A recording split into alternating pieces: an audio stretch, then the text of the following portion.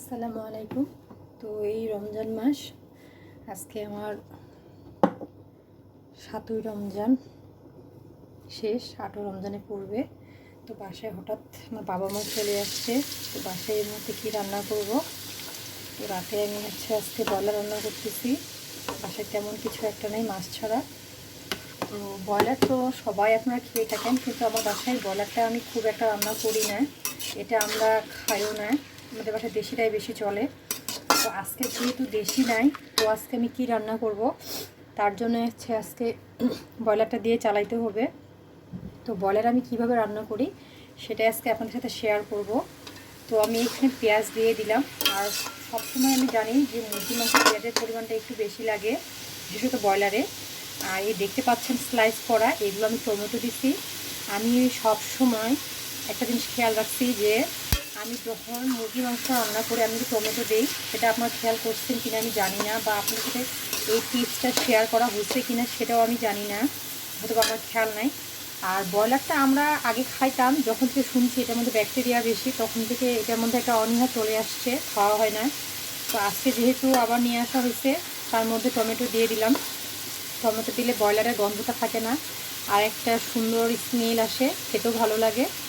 তো আমি না আসলে বাকি মেহমানগুলো তো খাবে, তাদের জন্য ভালোভাবে রান্না করা। তো চলুন দেখে নেওয়া যাক বাকি প্রসেসটা কেমন হয়। দেখুন পেঁয়াজটা আমার মোটামুটি অর্ধেক ভাজা হয়ে গেছে। তো এখানে আমি মশলাগুলো দিয়ে দিতে পারি। আর দেখুন এই শুকনা গোটা মশলাগুলো আমি এখানে অ্যাড করে দিলাম। আর এখানে আমি একে একে এখন সব মশলাগুলো দিয়ে দেবো। আর মুরগির মাংসে যা মশলা লাগে, গরু মাংসে কিন্তু সে একই মশলা লাগে, সেই মশলাগুলো আমি এখন এখানে অ্যাড করব। চলুন দেখে নেওয়া যায়। প্রথমে আমি আদা রসুন দিয়ে দিলাম। আর সবসময় একটা জিনিস খেয়াল রাখবেন যে ব্রয়লারে কিন্তু ব্রয়লার মুরগির মাংসে আদা রসুনের পরিমাণটা একটু বেশি লাগে, কারণ ব্রয়লারের একটা স্মেল থাকে, যে স্মেলটা সবার পছন্দ হয় না, বিশেষত আমারও পছন্দ হয় না, যার কারণে এখানে আদা রসুনের পরিমাণটা একটু হলেও বেশি লাগে। আর এখানে একে একে আমি আরও অন্যান্য মশলা অ্যাড করব। এখানে আমি লবণ দিয়ে দিলাম পরিমাণ মতো। এখানে আন্দাজ করে লবণ দিয়ে দিলাম, পরে লাগলে আরও দিব। এখন আপনারা যে যার মতো করে ঝাল খাবেন ঝালটা দিয়ে দিবেন। আর মুরগি মাংস কিন্তু ঝালটা একটু হলে ভালোই লাগে। আর ব্রয়লারের মাংস কিন্তু আপনার ঝোল হবে না, কষা কষা হবে। আর ঝাল হলে একটু খেতে ভালোই লাগে। যেহেতু আমি আগে খাইছি সেহেতু এটা টেস্টটা আমি একটু হলে বলতে পারি। এখন আমার রুচি না বিধায় খাই না, ইনশাআল্লাহ ইচ্ছা আছে আবার খাবো। কবে কখন কীভাবে খাবো সেটা বলা যাচ্ছে না। এই সব মশলাগুলো দিয়ে দিলাম, এগুলো আবার আমি কষিয়ে নিব ভালোভাবে।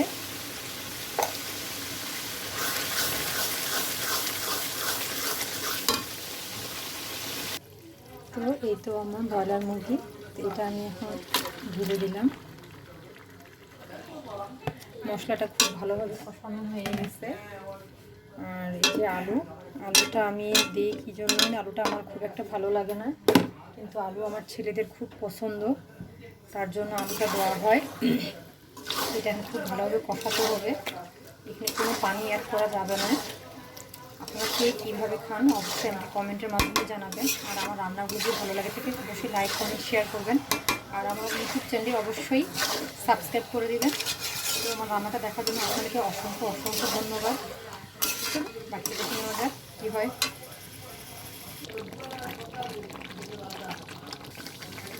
তো এই দেখুন আমার মাংসটা মোটামুটি হওয়ার দিকে, আর এটা নাড়তে নাড়তে অনেকটা কষানো হয়ে গেছে। আর এই মুহূর্তে গরম মশলাটা দিয়ে দিচ্ছি। গরম মশলাটা একটু আগে দিব, কারণ এটা দিয়ে আবার কষাবো, তাহলে স্মেলটা সম্পূর্ণটা মাংসের ভিতরে চলে যাবে। খুব বেশি দিলাম না, কারণ আমি যেহেতু আগে গোটা মশলা দিচ্ছি, এটা তেলটা বের হয়ে আসছে। মুরগি মাংসের তেলটা একটু দেখা গেলে ভালোই লাগে। আর যে যেভাবে তেল খাবেন আপনারা সেভাবে তেল ব্যবহার করবেন। আর আমার তেলটা একটু দেখা গেলে ভালোই লাগে, তেলটা একটু বেশি ব্যবহার করি। এটা আমি আরও কিছুক্ষণ কষাবো। কষাতে একটু পানি দিয়ে নামিয়ে নিব। তো আমার কষানো শেষ। এই শেষে আমি একটু জিরার গুঁড়ো দিয়ে দিব, অল্প একটু, বেশি মশলা ভালো লাগে না। যে কোনো জিনিস কিন্তু বেশি মশলা দিলে তো গন্ধটা একটা আলাদা বাজে একটা স্মেল আসে। আর অল্প মশলা দিয়ে যে কোনো জিনিস খেতে ভালো লাগে। দেখুন আমার তো মাছটা কালো কালো হয়ে এসছে, তার এটা কষানো হয়ে গেছে। আর এখানে কোনো পানি আমি অ্যাড করবো না, এইভাবেই রাখবো।